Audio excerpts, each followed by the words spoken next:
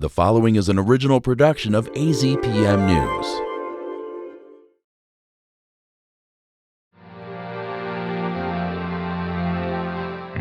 This week on Arizona Illustrated, the Tucson Family Food Project is going to teach me how to make a special dish. They get out of school, they pick up their meal kit, and then they go home and they cook dinner for the family. See how art is being used as a tool for public health. We needed to think of creative ways in which the arts be part of the solution. The Parry's Penstemon offers up more than just pretty flowers. One of the other reasons why I like the Parry Penstemon is it requires very little landscape management. And I'll sit down with Tucson Electric Power CEO Susan Gray to kick off our new series, Speaking Personally.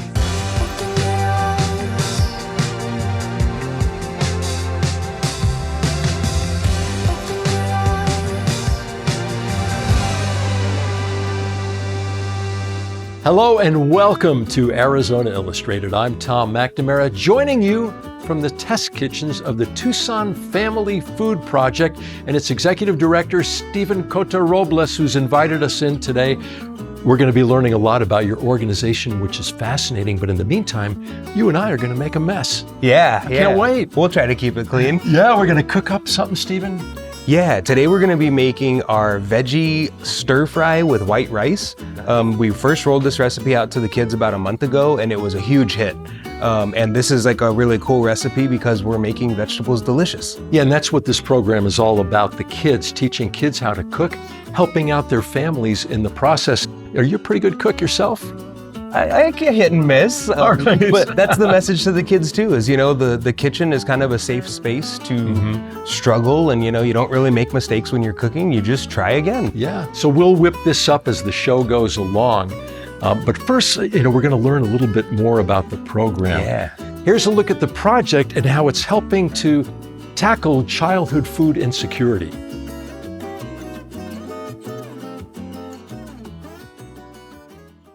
What's up, TTFF people, and welcome to the Tucson Family Food Project. I am so excited for this week's recipe.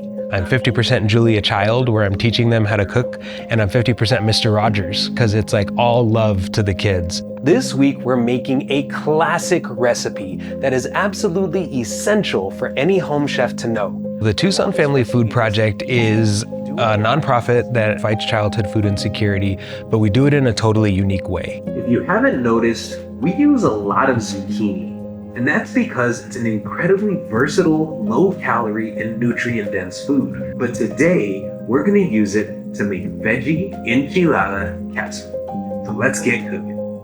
I had an epiphany and I was like, I have nieces and nephews that are on YouTube all the time, and I was fortunate enough to take home ec in middle school, and I was like, why can't we teach home ec to kids in their own homes through YouTube? We make one extra meal kit every single week, and I teach the kids step by step that recipe that is in front of them. Here's exactly how you put it together for yourself. The core concept of the program is the saying, give a man a fish, feed him for a day, teach him to fish, feed him for the rest of his life. And the idea is that instead of just handing out food, we're actually building life skills and we're teaching kids resilience. And then it's gonna go into the oven for 35 to 45 minutes. The big why behind this is all of the detrimental effects kids suffer in school when they don't get enough to eat. And the reality is that food insecurity, when they come out of school, it's gonna really limit the kinds of jobs they can apply for, and it leads them into poverty. And one of the only things we know for sure is poverty creates food insecurity. And it's this vicious cycle, and it's really, really hard to break. And the big underlying why of the Tucson Family Food Project is that because it's a fixable problem. So there it is, vegetable enchilada casserole, certified delicious.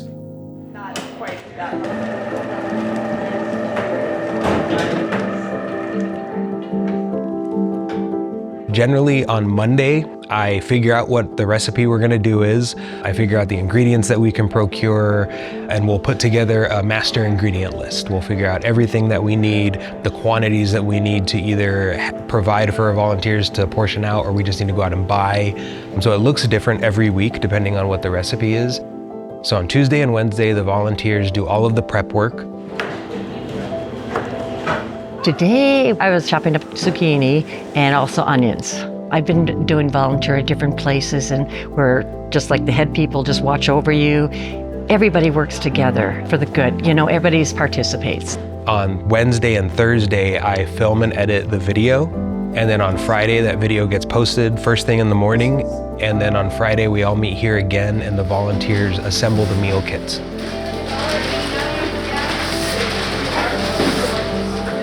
We load them all into insulated bags and onto our refrigerated delivery truck.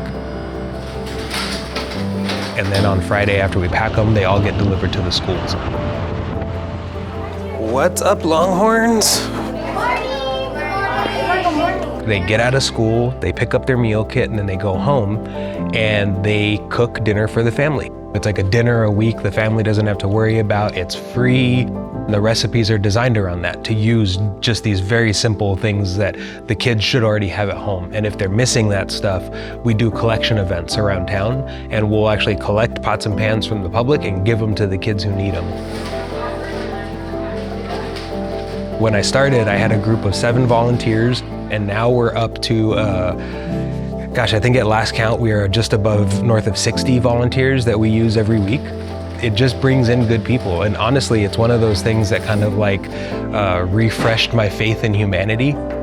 Steve came to our HOA and told us about it, and I always like to give back and do some volunteer. I'm retired. And when he told us about this, it just resonated with me. You're teaching them how to do something instead of just giving cans of foods or something like that. You're actually teaching them how to make a dinner, because we have different spices and stuff like that. So they learn different ingredients and how to eat healthier, not just snacks and just something convenient foods, how you can put together a meal.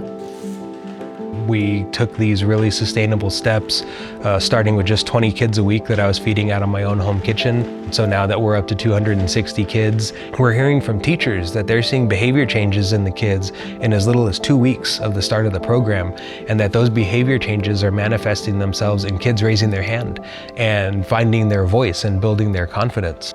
We hear it from the kids that they love doing it, that, you know, they look forward to going home and cooking for their family, and they find this sense of accomplishment. In June of 2026, we leased out 2 buildings from Tucson Unified School District. Each building is about 3,500 square feet. One of them we have already converted into our admin space, so that's where we film the YouTube videos now. And then the other 3,500 square foot building is basically just a big shell. And we're turning this 3,500 square foot building into a large scale production kitchen. So we're going away from, volunteers and cutting boards to pieces of equipment that can produce hundreds of pounds of vegetables an hour, like big stuff. So our volunteering program will kind of change to learn how to use this equipment. But the long-term goal of this program is to do exactly what we're doing and utilize closed schools. There's about 8,000 closed schools estimated in the country right now. They have existing infrastructure we can retrofit, and we can adapt that to what we need to produce food. And the idea is that once we figure out how to do this in Tucson, that's the template, and now we can grow it wherever we can. I love, appreciate, and respect all of you, and I will see you right back here next week with another delicious recipe. So until then, peace. So the first thing we're gonna do is make our sauce. So this is exactly what the kids get at home, and this is exactly what they see on the YouTube video. These are ingredients for our sauce. So we got some soy sauce, some toasted sesame oil, brown sugar, cornstarch, garlic, rice vinegar, and ginger. We're just gonna pour all of these into our bowls. Okay. And then we're gonna use a fork to whisk all of this up. And our goal is these little clumps of cornstarch. We just wanna break all of those up. Okay. Yeah, it seems that I'm stirring differently than you. So what I would do, I use the tongue or the prongs of the fork to actually like whisk.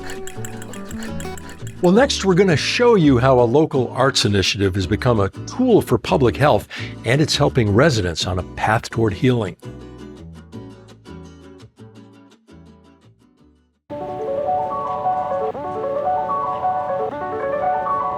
Well, welcome to the 3rd meeting of SaludArte. This big station over here is the memory map station. These aren't all encompassing, but we tried to get as much areas of Tucson as we could. Our communities are our biggest asset. Art and health initiatives are becoming an emerging best practice in Pima County. Go off the cuff and talk more about your experiences. I have some biases as an artist as to what art can do with what may be perceived as controversial subjects. Art gives us a way into the conversation. You know, when they build a road, they say 1% of the road should go to public art. Well, I believe that 1% of public health funding, at least 1%, should go to public art. Public art so embodies what it means to help heal. So we created this vision that became SaludArte. In thinking through how might we do this, especially as a public health institution, was thinking through who should we partner with to really steward this work. And so I reached out to Adriana Gallego, the executive director of the Arts Foundation for Tucson in Southern Arizona, fomenting what ended up being like a really, really solid partnership that allowed us to create this beautiful public offering. The arts alone will not resolve society's issues, but society's issues will not be resolved without the arts. This was a situation where we could build a bridge between community members, between government, and between arts and culture, so that together we could tell a story of resilience, we could tell a story in memoriam of the losses that we endured, and we can tell a story about hope in the future. With SaludArte, what we ended up doing was working with the 5 different superintendents areas in Pima County. Art is not a typical fund from either Health and Human Services or from the Center of Disease Control. We had to convince them that art mattered. We decided to pair longitudinal COVID-19 data with data called the Social Vulnerability Index. And it looks at underserved communities and how are they impacted by access to health resources, to health insurance, again, to employment, to education. What are all of these different social factors that go into making people more or less vulnerable? We also were really focused on this concept of human-centered design, that we would ensure that the community itself was engaged in figuring out what art they thought would matter to their community, working with the artists during the time period to create that art, and then be there at the time when the art was revealed. Worked with the Pima County Health Department team to identify the locations that we were going to be working in. Once we did find the zip codes that experienced the greatest loss and were the most under-resourced across Pima County, I went to each of those communities. From there, I did outreach looking for at least 15 folks who would like to join in the program. From managing the program, I've seen how transformative it can be with communities. I'm also managing the next iteration of SaludArte. For this iteration, we're focusing on substance use. The project is funded by the Overdose Data to Action grant from the Centers for Disease Control and Prevention. That's a 5-year grant, so that's going to go for another 3 years from now. We plan to continue funding artwork as a part of that project. We needed to think of creative ways in which the arts be part of the solution. We're inviting people with living and lived experience of drug use, of recovery, of well-being, of being on a journey to well-being, to share different parts of their story. Around windows downtown, we're putting up vinyl stickers of quotes people have about recovery or about what they would tell their past selves if they could. And as you walk by it, there are QR codes that you can go to and listen to what the person fully said. You know, there's a tradition of socially engaged art that the things that are made are the product of the process of bringing people together rather than the product of an artist producing in the studio. By the end of this project, so many community members, it sparked in them a desire to become more civically engaged. And we know in public health, the more civically engaged individuals and communities are, the healthier they are.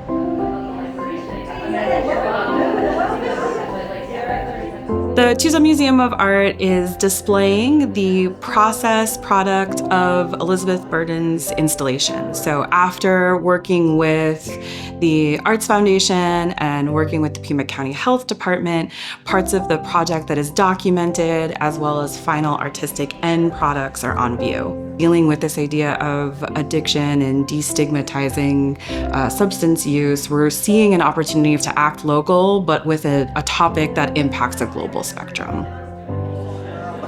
At the table here tonight, we've got a box full of wooden butterflies that have names and dates on them. And those are all names and dates of people from our community who have been lost to overdose. And at the end of this OD2A project, that's going to be part of a larger artwork that's going to be an installation. So that was one of the beginning phases for understanding this connection of art, and especially as it pertained to healing.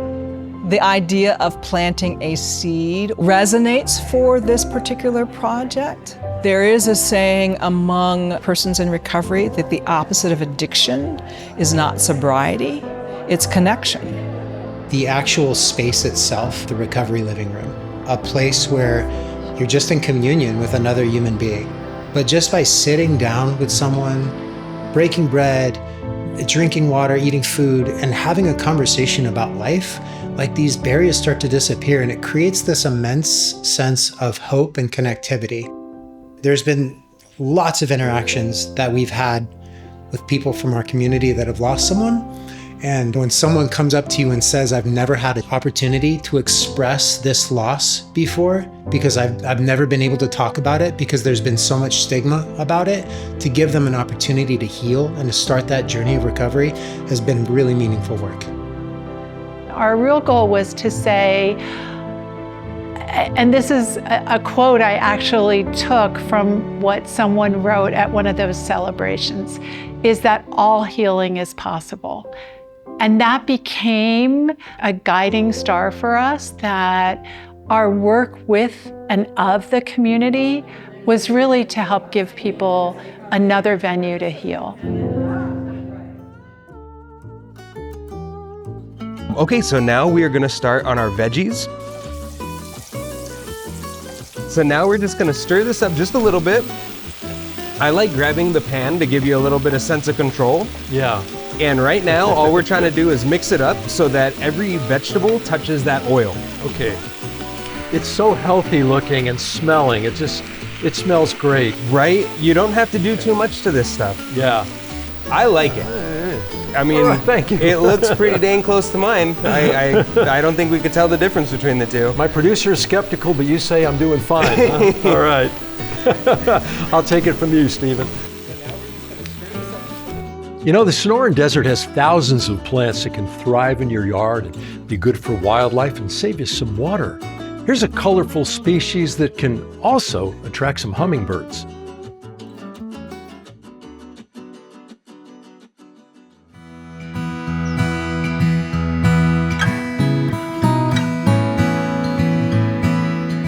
My name is Adam Farrell-Wortman. I'm the Director of Horticulture here at the Tucson Botanical Gardens. This is Penstemon Parry, or Parry's Penstemon is its common name. It's the most common penstemon you'll find in the Tucson Valley. It is a hummingbird specialist plant. So hummingbirds love flowers that have this tubular growth on it here. It's going to be one of the earlier bloomers for the desert.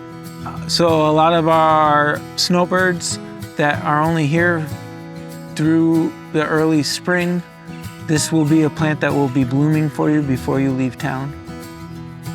It's just such a dependable species. I also really love the color of the leaves. When it's a little chilly out, it gets the red blush on the stem and the purple hue, especially the new growth. This plant is a short-lived perennial, meaning it lives for somewhere between 2 to 4 years. This one in front of me here is a pretty well-established one, and it could actually probably be the last year of its lifespan. Every single flower here will produce a seed cluster. This plant readily reseeds into your yard or the environment. The other nice thing is when it does put on its seed, the finches come and eat from it as well. So it's a multi-stage bird plant. It's a cold hardy plant, so it's hardy to about 20 degrees. It gets a little less hardy if it's already blooming.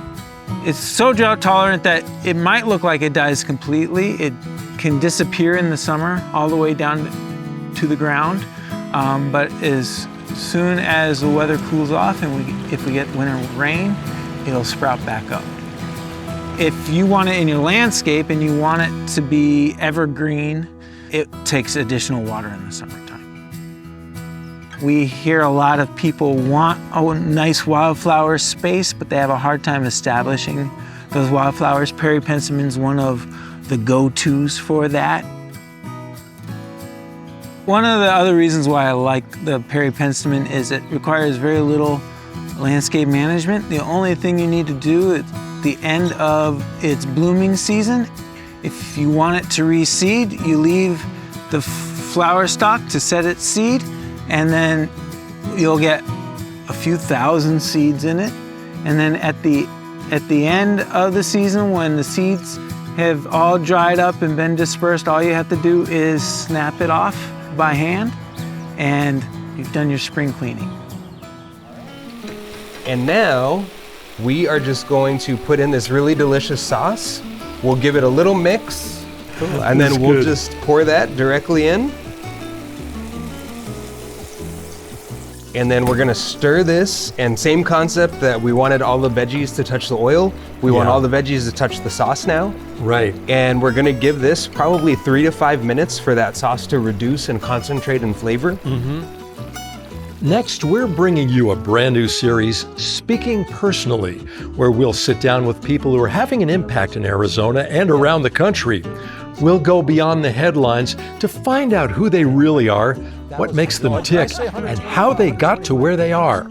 First up is Susan Gray, Tucson Electric Power's first female CEO. You were quoted as saying, I grew up with people pouring confidence into me. What's that like? Yeah, my parents were amazing. They really convinced me I could do whatever I wanted to do. I had no inhibitions really. They maybe tried to shape where I was headed, but just really, I was a swimmer, and they were like, "Oh, you probably make the Olympics." Okay. And just kind of sky's the limit on whatever you want to try. I'm sure you'll be successful, and we're here to support you to do it. Did you believe that right away, or did it take you a while to believe what they were telling you? I would say I believed it because it started before I could really think about it. So, and then as you get older, you start to question. But yeah, from the beginning, I was like, I'm Supergirl. You walked into TEP in '94 for an internship. Your world and your life, your career certainly changed. I was looking for, just a summer job, and my dad's like, hey, why don't you check out Tucson Electric Power? And a friend of his worked at the company, and so, I'll go see if there are any openings. And sure enough, got an interview and was invited to stay for the summer. And then that just kind of kept, I at one point was the only intern in the company. They let all the interns go, and for whatever reason, I got to stay. You were once known as the girl at TEP. What was it like being the girl? Yeah, so I was invited by the vice president of operations after I finished my MBA at University of Arizona. Hey, will you come do a 6-month rotation in operations? And I was like, yeah, that sounds interesting. And after 6 months, I begged him to let me stay. So here I am with all these linemen.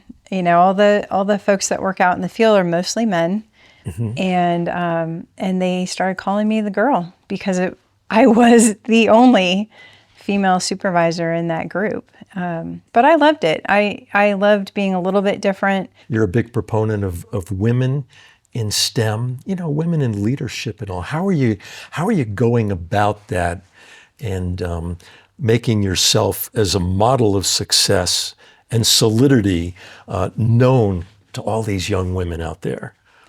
I'm so fortunate to have had some really great mentors, both female and male mentors in my life. And I feel like it's my responsibility to do the same. And then to me too, investing in women is important because not everyone has had the same experience that I've had. I had some great mentors. I had some people within the company who saw something in me and, were willing to be that trusted advisor for me. And I want to do that, personally as I invest in women that I mentor, but also more collectively.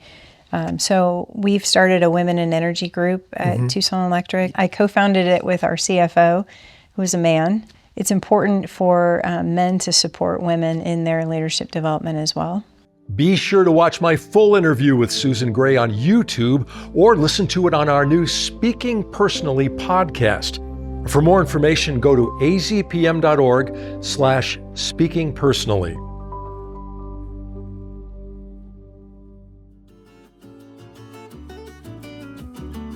Cool. All right, so we're ready to plate. We're just gonna do a small bowl here. Okay. So I'm gonna take a nice big scoop of this white basmati rice that we prepped.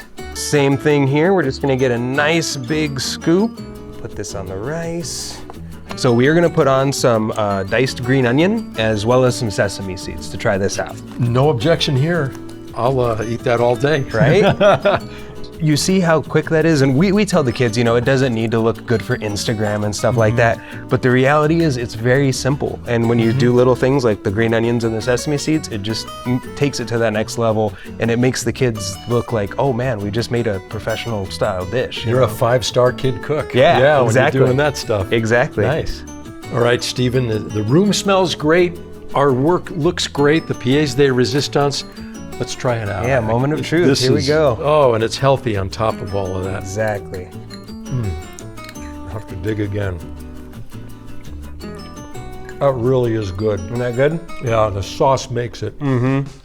Steven, that is great. It's delicious, and it's healthy, and I'm gonna bring some home. Yeah, that's okay. We got some to-go's ready for you. And I'll cook for my family, and they'll be proud of me. I love that. Congrats on what you're doing for the kids and for the community. Awesome. Thank you so much. Thank you.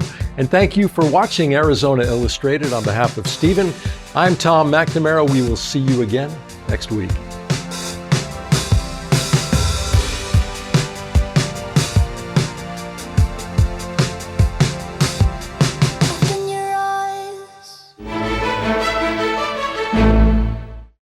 Hi, I'm Tom McNamara, host of Arizona Illustrated. Thank you for watching this entire episode of our show here on YouTube. And if you liked it, well, here's another episode that we think you'll like.